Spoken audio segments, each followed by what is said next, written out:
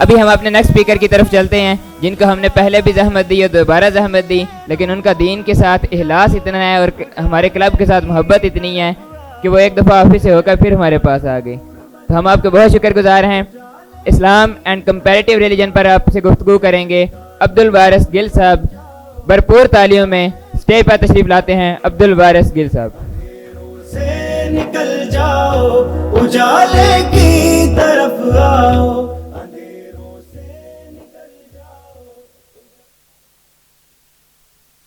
السلام علیکم ورحمۃ اللہ وبرکاتہ.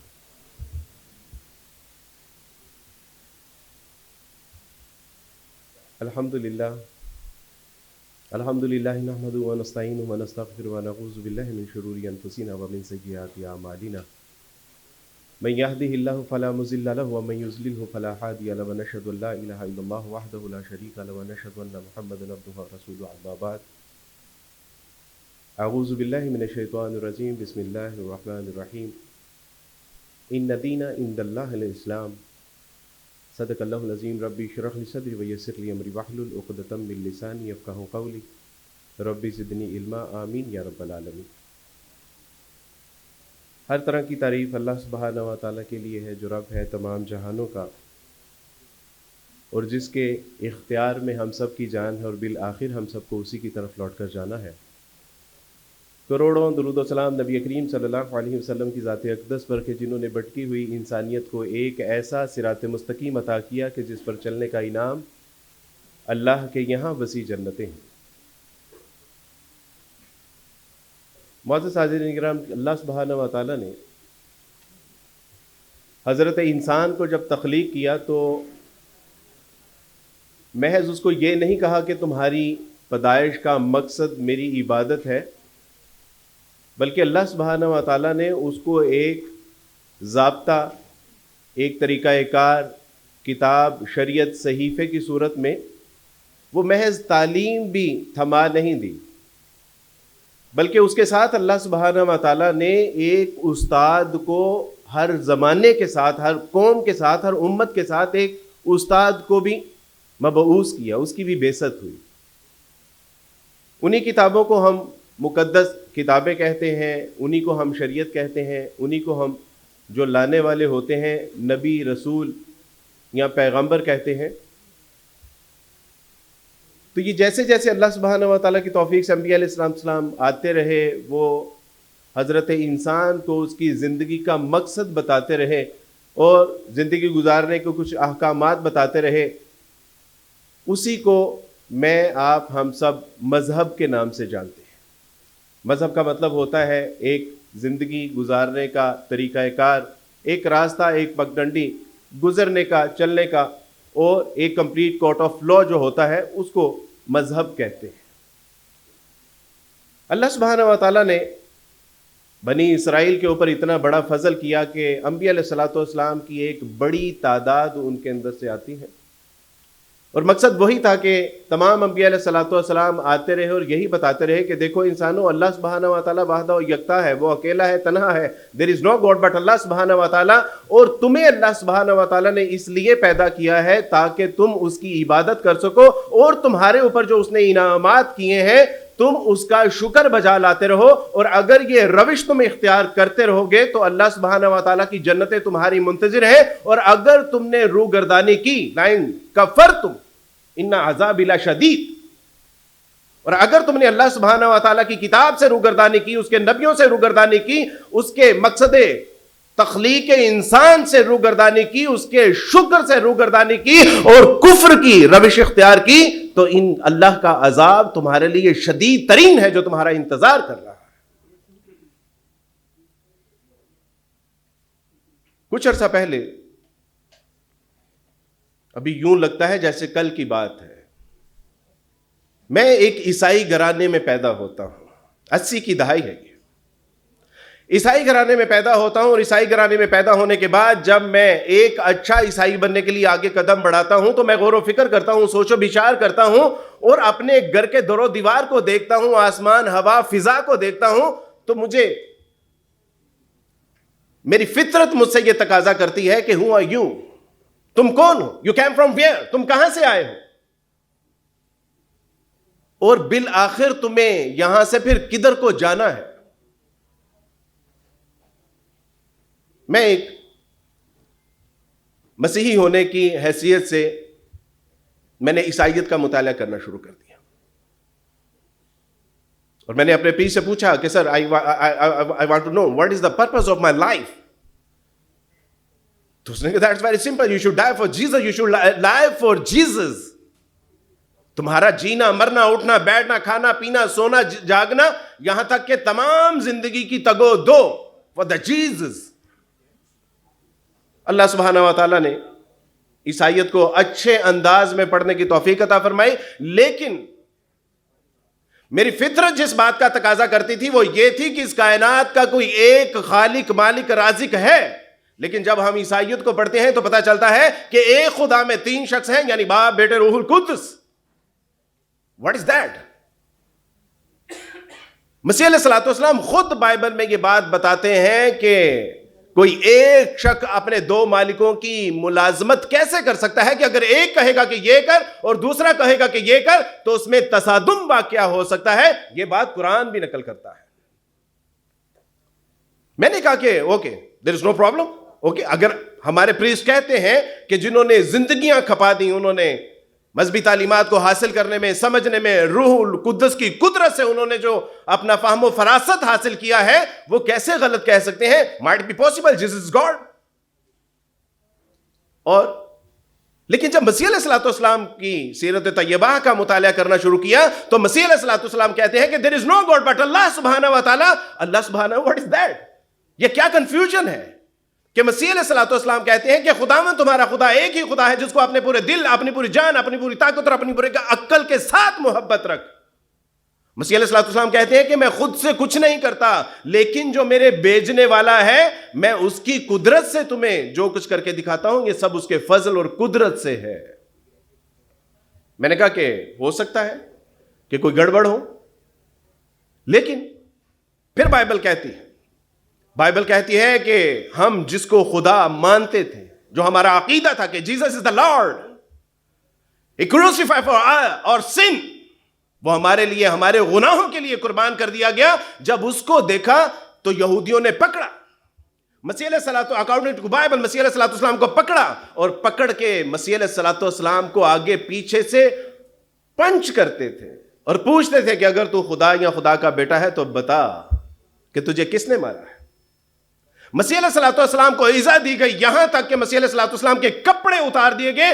کپڑے اتارنے پر اکتفا نہیں کیا بلکہ مسیح علیہ الصلوۃ والسلام کو صلیب پر لٹکا دیا. اور صلیب پر جب مسیح علیہ الصلوۃ والسلام لٹکتے ہیں تو عبرانی میں مسیح علیہ الصلوۃ والسلام کے آج بھی الفاظ بائبل میں موجود ہیں, ایلی ایلی لما شبقتنی, اے خدا تو نے مجھے کیوں تنہا چھوڑ دیا, why you left me.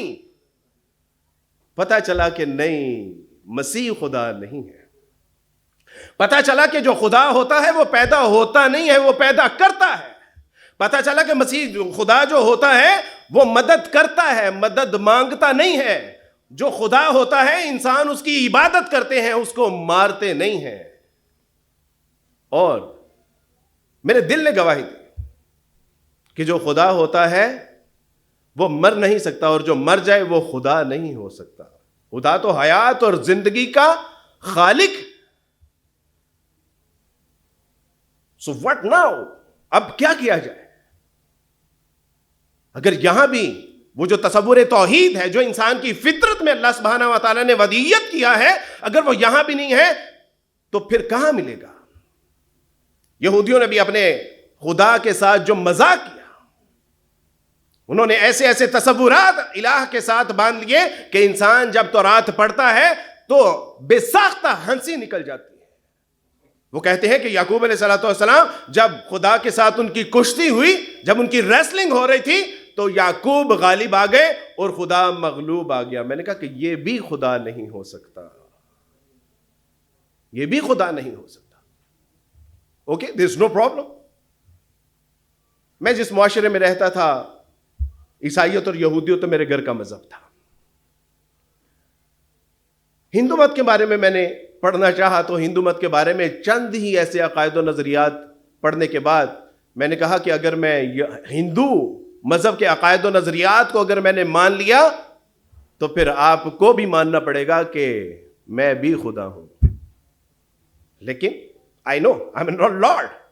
میں تو ایک کمزور حقیر بیماریوں کا ایک مجموعہ، میں تو کمزوریوں کا، نقائص کا ایک مجموعہ ہوں. میں کیسے خدا ہو سکتا ہوں؟ لیکن اگر ہندو مت کو مان لیا جائے. میں نے ایک ہندو سے پوچھا کہ آپ کہتے ہیں کہ 33 کروڑ خدا ہیں. انہوں نے کہا کہ 33 کروڑ خدا ہیں اور 84 کروڑ ان کے معاونین ہیں جن کو ہم خدا ہی مانتے ہیں. جو خدا کا معاون ہے اس کو بھی ہم خدا ہی مانتے ہیں. لہٰذا آپ نے 33 کروڑ کہہ کے ہمارے خداؤں کی توہین کی ہے. 33 کروڑ پلس 84 کروڑ. ابھی پچھلے دنوں الحمدللہ ایک ہندو تھے اور ڈاکٹر تھے، نیورو سرجن تھے ماشاءاللہ. انہوں نے اسلام قبول کیا. تو میں نے ان سے جب یہ بات کی تصدیق کی، انہوں نے کہا کہ عبدالواسع بھائی بالکل ٹھیک کہہ رہے ہیں. یہی وجہ ہے کہ آج میں آپ کے ہاتھ پہ اسلام قبول کرنے کے لیے آپ کے پاس تشریف لایا ہوں. پھر کہاں ملے گا خدا؟ آپ ایتھیزم کو دیکھ لیجئے. جب ان تمام جمیلوں سے نکلنے کے بعد ایک وقت ایسا آیا کہ میں نے کہا کہ یہ تو مذہب کے نام پہ ہمارے ساتھ کھلواڑ کیا جا رہا ہے. کہ کہیں کہا جاتا ہے کہ مسیح خدا ہے، کہیں کہا جاتا ہے کہ یعقوب علیہ الصلوۃ والسلام خدا سے سپیریئر ہے، کہیں یہ کہا جاتا ہے کہ 3 خداؤں کا مجموعہ خدا ہے، کہیں یہ کہا جاتا ہے کہ 33 کروڑ خداؤں یعنی یہ ہمارے خدا ہیں. پھر 84 کروڑ ان کے معاونین ہیں، کہیں 313 کو خدا بنا لیا جاتا ہے. یہ مذہب کے نام کے اوپر ہمارے ساتھ کھلواڑ کیا جاتا ہے. یہ مذاق ہے ہمارے ساتھ. اور ایک لمحہ ایسا آیا کہ میں نے کہا کہ یہاں کوئی خدا نہیں ہے، کوئی مذہب نہیں ہوتا. یہ تمام انسانوں کو کنٹرول کرنے کے بہانے اور ہیلے ہیں کہ جن کے ذریعے یہ ہمیں کنٹرول، ہمارے برین کو کنٹرول کیا جاتا ہے خوف و ہراس کے ذریعے. میں نے کہا کہ کوئی خدا نہیں ہے، بس انسان پیدا ہوتا ہے، حالات کے گردش و ایام سے گزرتا ہے، مر جاتا ہے، مٹی کے ساتھ مٹی ہو جاتا ہے. That's it. لیکن سچی بات ہے کہ دل کو اس کا یقین نہیں ہو پا رہا تھا. اور ایک بار میں آفس جا رہا تھا، گاڑی میں بیٹھا ہوا تھا اور میں نے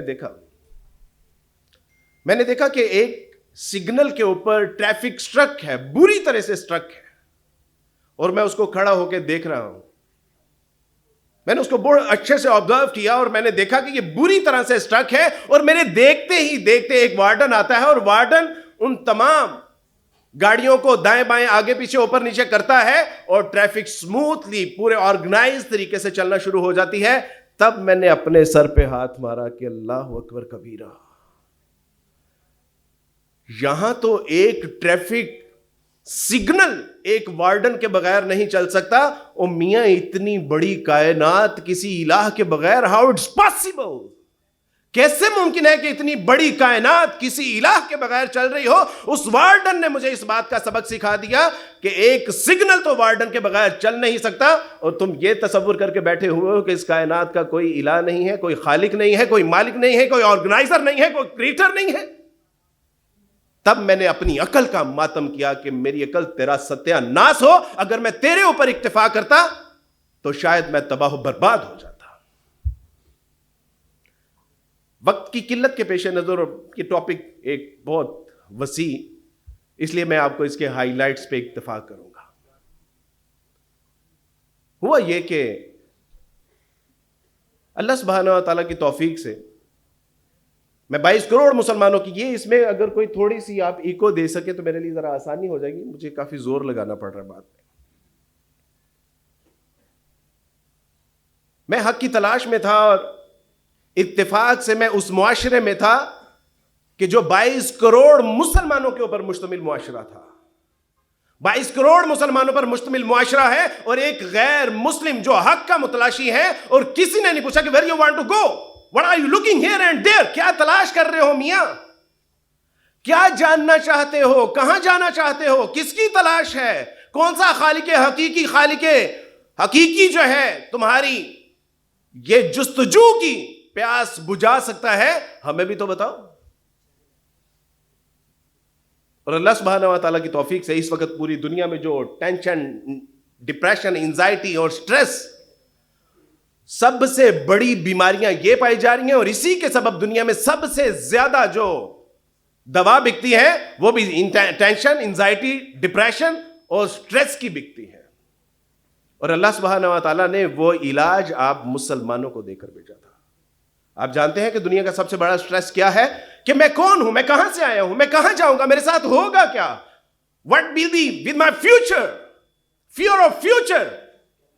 انسان اس میں مبتلا ہوتا ہے, انزائٹی, ٹینشن, ڈپریشن میں چلا جاتا ہے, اور اس کا علاج اللہ سبحانہ و تعالیٰ نے مسلمانوں کو دے کر بھیجا تھا. نہ مسلمان نے خود اس دین کو سمجھا, اور نہ میرے جیسے متلاشیان نے حق کو اس دین سے مستفید ہونے کا موقع دیا. کسی نے میری انگلی پکڑ کے نہیں بتایا کہ where you want to go, کہاں جانا چاہتے ہو. اور اللہ سبحانہ و تعالیٰ کی توفیق سے ایسے ہی اچانک, چونکہ ہمیں زمانہ عیسائیت میں اسلام سے اتنا متنفر کیا جاتا تھا کہ جہاں داڑھی والا دیکھتے تھے, جہاں ٹوپی والا دیکھتے تھے, جہاں کسی کے ٹخنے ننگے دیکھتے تھے, جہاں برقعے والی دیکھتے تھے, جہاں کوئی مسلمان عورت دیکھتے تھے, دل میں ایک نفرت کی کیفیت ہوتی تھی. اس لیے کہ ہمارے نزدیک محمد صلی اللہ علیہ وسلم ایک معذاللہ جھوٹے نبی تھے, جو خود ساختہ ایک دین کی بنیاد رکھی, ایک خود ساختہ قرآن کی بنیاد رکھی. ہمارے نزدیک محمد صلی اللہ علیہ وسلم اس سے زیادہ نہیں تھے. کیوں؟ کیونکہ عیسائیوں نے اس کے اوپر مشقت کی, محنت کی, بتایا, پڑھایا, سکھایا, سمجھایا. لیکن جن کی ذمہ داری تھی کہ دین حقیقی کا جو تصور دینا تھا, اس کے بارے میں تمام مسلمان آرام فرما رہے تھے. اللہ سبحانہ و تعالیٰ نے توفیق عطا فرمائی کہ خود قرآن پڑھ لو میاں. یہ جن کے اوپر ہم انحصار کرتے تھے عیسائیت کے حوالے سے, انہوں نے ہمیں کون سی عیسائیت صحیح پڑھائی؟ ساری زندگی یہ بتاتے رہے کہ مسیح علیہ الصلوۃ والسلام خدا ہے, مریم علیہ الصلوۃ والسلام تثلیث کا حصہ ہے, خدا سبحانہ و تعالیٰ از دا گاڈ. بٹ جب تینوں یہ ملتے ہیں تب یہ ایک سپریم لارڈ بنتا ہے. ہمیں جنہوں نے یہ بتایا, انہوں نے بتایا تھا نا کہ اسلام از دا فیک ریلیجن آف. تو سوچا کہ نہیں, خود سے دین کو پڑھتے ہیں, اسلام کو خود سے پڑھ دیتے ہیں. اور پہلی بار یہ ہوا کہ مسجد میں چلے گئے اور کہا کہ سر میں قرآن پڑھنا چاہتا ہوں. کہا کہ آپ کے گھر میں نہیں ہے. میں نے کہا سر آئی ایم اے کرسچن. تو کہا کہ if you are Christian how you can enter in the mosque, مسجد میں کیسے آ گئے؟ اور تم کہتے ہو کہ قرآن پڑھنا ہے, تم قرآن پڑھنے کی بات کرتے ہو, تم قرآن کو ہاتھ بھی نہیں لگا سکتے because you are Christian.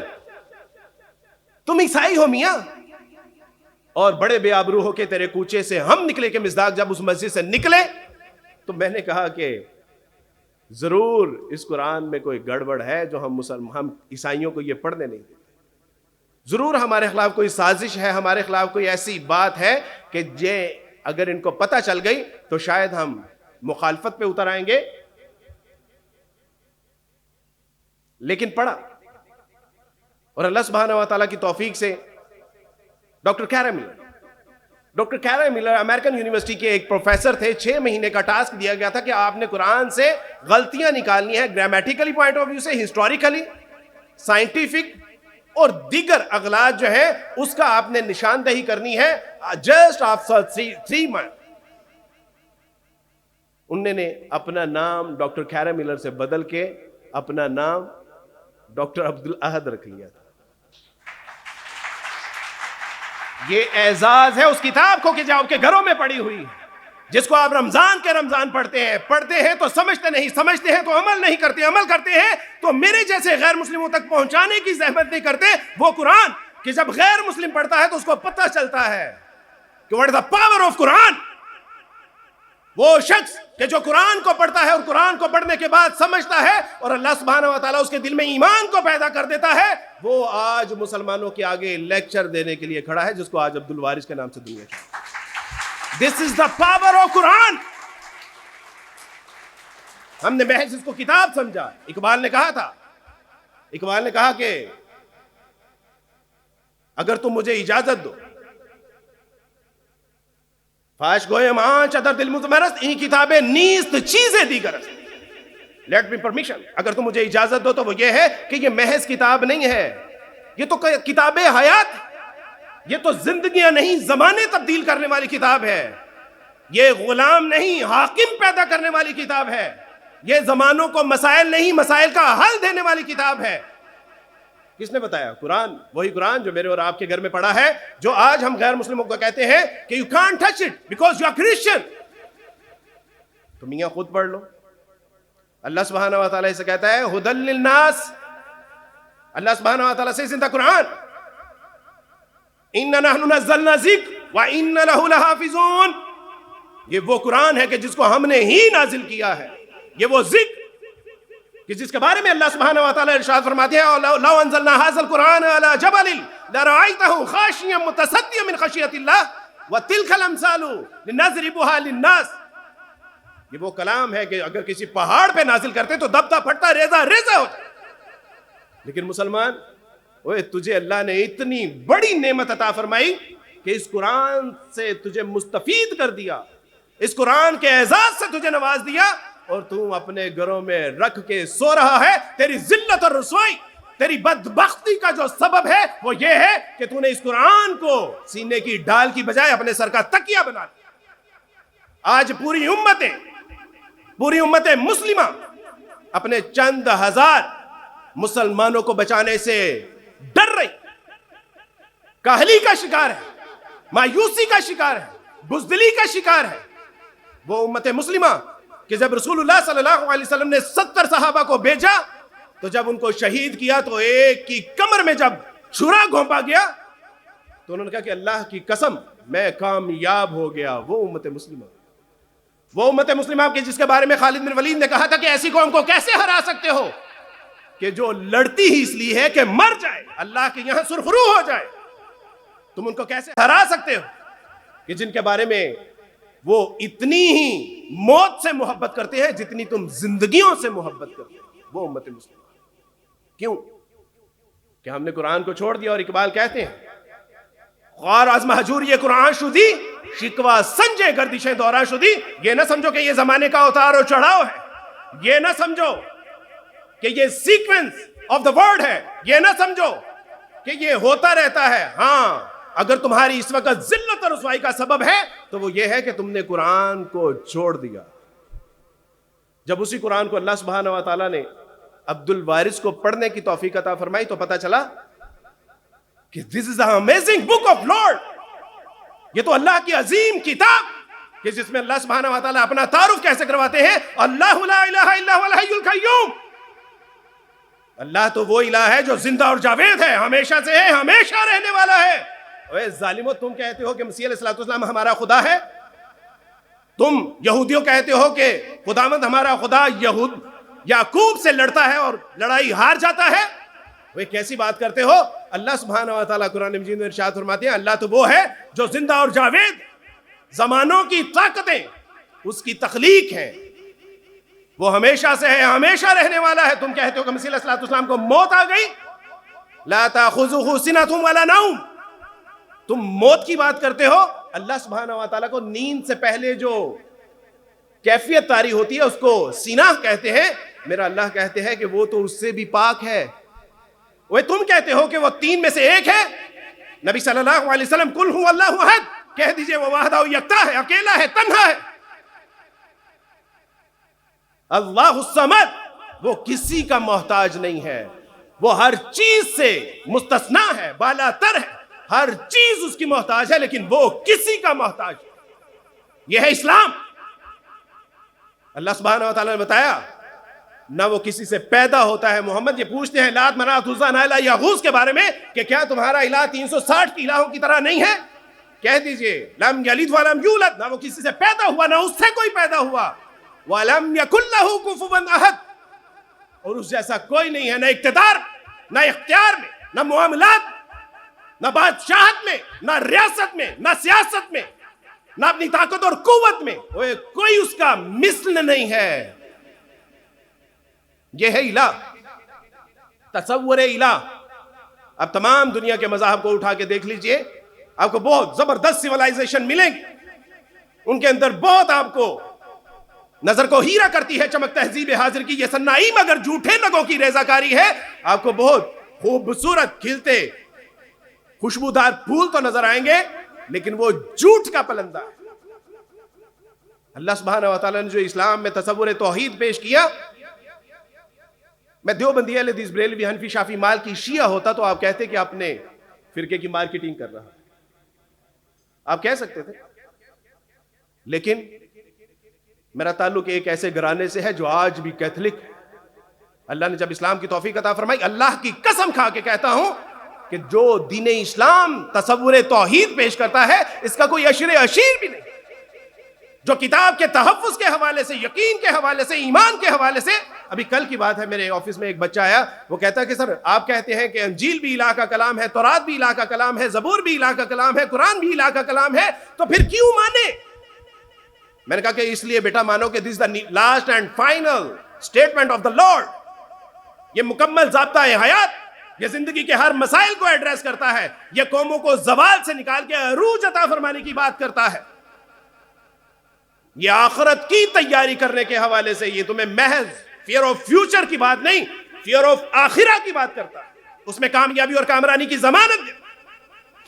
آج بچیاں ہم سے اس لیے یہ قرآن، یہ توحید، یہ اسلام، this is the last and final religion of the Lord, this is the complete court of law، وہ پڑھو تو صحیح۔ میرے ابا جان یہی کہتے کہتے مر گئے، کہا کہ ابا جان اسلام is the true religion of Lord of God، اللہ کا یہ سچا دین ہے ابا جان۔ میں ساری دنیا سے بھی جھوٹ بولتا تو ابا جان آپ سے جھوٹ نہ بولتا، میرے رسول نے بھی اپنی قوم سے یہی کہا تھا۔ میرے ابا نے کہا کہ بیٹا جاؤ پہلے اپنے مسلمانوں کو اسلام قبول کرواؤ، ہمیں پھر بعد میں اسلام قبول کروا دینا۔ میرے ابا نے کہا کہ بیٹا پہلے اپنے مسلمانوں کو اسلام قبول کرواؤ، ہمیں کہتے ہو کہ میوزک نہیں چلے گا۔ سچی بات ہے، میں آپ کو بتا نہیں سکتا کہ میں یہاں پہ کیسے بیٹھا تھا جب میوزک چل رہا تھا۔ میرے تصورات، خیالات، جذبات، کیفیات، تاثرات تبدیل ہو گئے تھے، اور میرے ذہن میں میرے باپ کا وہ جملہ چل رہا تھا جب میں نے اپنے ابا سے کہا کہ ابا میں اس گھر میں نہیں رہ سکتا، آپ ٹیلی ویژن چلاتے ہیں، گانے چلاتے ہیں، اس میں میوزک چلتا ہے۔ میرے ابا نے کہا کہ بیٹا کیا یہ لوگ مسلمان نہیں ہیں کہ جو 2.5 گھنٹے کی فلم 20 روپے کے عوض 1 کپ چائے کا پلا کے پوری ننگی اور گندی فلمیں دکھاتے ہیں؟ یہ مسلمان نہیں ہیں؟ میرے رسول صلی اللہ علیہ وسلم نے کہا تھا کہ میوزک، یہ لات، یہ ساز، یہ حرام ہے، اللہ سبحانہ و تعالیٰ نے ان کو توڑنے کے لیے مجھے بھیجا ہے۔ بیٹا یہ یاد رکھنا بات، اگر چینج لانا چاہتے ہو ورلڈ میں تو رسول اللہ اقبال کہتے ہیں کہ دوڑ پیچھے کی طرف گردش ایام، تو تیری کامیابی اور کامرانی ویسٹ کی طرف نہیں، بلکہ یاد رکھنا کہ ویسٹ کی طرف جو بھی جاتا ہے وہ سورج کی طرح ڈوب جاتا ہے۔ If you want to arise، ابھرنا چاہتے ہو اللہ کی نگاہ میں، دوڑ پیچھے کی طرف گردش ایام۔ میرے ابا یہی کہتے کہتے مر گئے کہ بیٹا تم کہتے ہو کہ تیری بہنیں پردہ نہیں کرتی، تیری بیوی تیرے سگے بھائیوں سے پردہ کرے گی۔ بیٹا مجھے بتا کہ یہ بازار میں جو عورتوں اور مردوں کا بھیڑ بکریوں کی طرح ایک ہجوم اکٹھا ہوتا ہے، تنگ اور چست لباس پہن کے جو عورتیں جو پھر رہی ہوتی ہیں، کیا یہ مسلمان نہیں ہیں؟ آج میری بیٹی، میری بہن عورت بھی پوچھتی ہے کہ عبد الوارث بھائی یہ ہمارے اوپر اتنا یعنی اسلام کیوں انفیسائز کرتا ہے پردے کو؟ مولانا مودودی رحمہ اللہ سے کسی نے پوچھا کہ حضرت یہ لڑکے جو ہیں گلی میں بھی بیٹھتے ہیں، کرکٹ بھی کھیلتے ہیں، گراؤنڈ میں بھی جاتے ہیں، پارکوں میں بھی جاتے ہیں، ہمیں جو ہے وہ اندر کہا جاتا ہے۔ کہا کہ بیٹا یہ چھان برا اور اسکریپ کباڑی کی دکان پہ کہاں پڑی ہوتی ہے؟ اس نے کہا باہر۔ اس نے کہا کہ جواہر کی دکان پہ موتی اور ہیرے کہاں پڑے ہوتے ہیں؟ اس نے کہا کہ سر سیف کے اندر۔ اس نے کہا کہ بیٹا تو اللہ سبحانہ و تعالیٰ نے تمہیں ہیرے اور موتی اور جواہرات سے بھی قیمتی بنایا۔ بچیاں پوچھتی ہیں بیٹا اسلام نے جو تجھے عزت دی اور ماں باپ کو جو اللہ سبحانہ و تعالیٰ نے عزت دی، فلا تقل لہما اف۔ پوری دنیا کی سیولائزیشن اور مذہب کو اٹھا کے دیکھ لیجئے، ایسا مذہب آپ کو کہیں نہیں ملے گا کہ جو ماں باپ کے بارے میں ایسے خوبصورت، فلا تقل لہما اف، خبردار۔ ماں باپ کے بارے میں زبان کھولی، اپنی پیشانی کے اوپر سلوٹ بھی لے کے آئے۔ ماں ہے تو اللہ سبحانہ و تعالیٰ نے کہا کہ بیٹی ہے تو رحمت بنا دی گئی ہے، بیوی ہے تو تمہارے ایمان کی تکمیل کر دی گئی ہے۔ اگر ماں ہے بچہ پیدا کرتے ہوئے مر گئی تو سیدھے قدم جنت میں، اور اگر بچ گئی تو جنت سیدھے اس کے قدموں میں۔ یہ مقام بیٹا اللہ نے تجھے عطا فرمایا۔ اور آج عورت پوچھتی ہے کہ عبد الوارث بھائی اسلام، بیٹا اسلام کی تو شہزادی ہے، رانی ہے۔ ایک صاحب پوچھنے لگے what's problem with your woman, ان سے ایسے ہاتھ کریں تو ایسے کر دیتی ہیں۔ میں نے کہا کہ آپ نے کبھی ملکہ الزبتھ سے ہاتھ ملایا؟ اس نے کہا وہ تو ملکہ ہے۔ میں نے کہا کہ اسلام نے ہماری ہر بیٹی، ہر ماں، ہر بہن کو ہمارے گھروں کی ملکہ رانیاں اور شہزادیاں بنایا ہے. دس از دا اسلام. اور بیٹا فخر کے ساتھ جی کہ تم مسلمان ہے. اللہ کا سجدہ شکر کریں گھر جا کے کہ تم مسلمان ہے. تجھے کسی آزمائش میں نہیں پڑنا پڑا, تو کسی اور دین میں پیدا نہیں ہوئی. اللہ نے تجھے اسلام, ایمان اور قرآن اور رسول اللہ صلی اللہ علیہ وسلم کی محبت ماں کی کوکھ سے عطا فرمائی ہے. اللہ سبحانہ و تعالیٰ سے دعا ہے کہ اللہ سبحانہ و تعالیٰ بات کو سمجھ کے اس پہ عمل کرنے کی توفیق عطا فرمائے. وآخر دعوانا ان الحمدللہ رب العالمین. علامہ اقبال نے کیا خوب کہا تھا, بات جو دل سے نکلتی ہے اثر رکھتی ہے, پر نہیں طاقت پرواز مگر رکھتی ہے. شاید ہم سب پوری کوشش بھی کرتے رہتے تو ہم کچھ بھی نہ کر پاتے, لیکن الحمدللہ جس طرح سے انہوں نے بات کی ہے, بات کا پتہ چل رہا تھا کہ بات دل سے نکلی ہوئی ہے. سر ہم آپ کے بہت شکر گزار ہیں کہ آپ نے نہ صرف تمام طلباء سے خطاب کیا بلکہ ہمیں بھی بیچ بیچ میں نصیحتیں کر گئے. تو آپ کے ہم مشکور ہیں سر. ابھی جانا چاہ رہے تھے تو میں ریکویسٹ کرتا ہوں مسٹر عامر شبیر سے کہ وہ انہیں ان کی شیلڈ پیش کر دیں, اور ان کے ساتھ میں ریکویسٹ کرتا ہوں اور فاؤنڈنگ ممبر اسد یاسین اور ثاقب بھائی سے کہ وہ بھی ان کا ساتھ دیں اور یہ شیلڈ پیش کریں چیف گیسٹ.